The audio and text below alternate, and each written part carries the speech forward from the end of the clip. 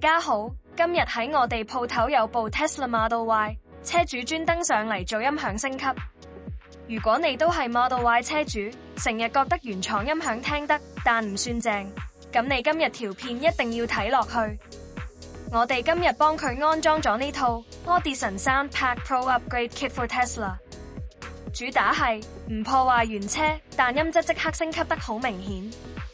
其實好多車主最大擔心係會唔會要大叉，會唔會影響原車，會唔會改完好似好雜亂。呢套 Pro Kit 就係針對呢啲需求去設計，安裝做得乾淨企理，完成之後外觀一樣保持原廠 feel。咁升級完有咩分別？我用最直接嘅方法講你知。第一，低音實淨咗好多，以前啲鼓聲可能唔夠力，而家係有下潛，有亮感，聽 EDM 或 hip hop 真係爽好多。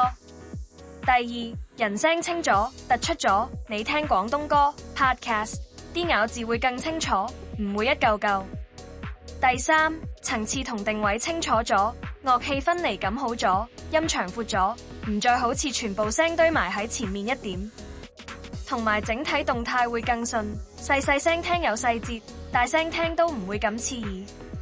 車主頭先試聽完第一句就係話差好遠喎，所以如果你想部 Model Y 聽歌唔止係夠用，而係真係好聽，呢套 Audison Sound Pack Pro 係一個好實際、好有效果嘅選擇。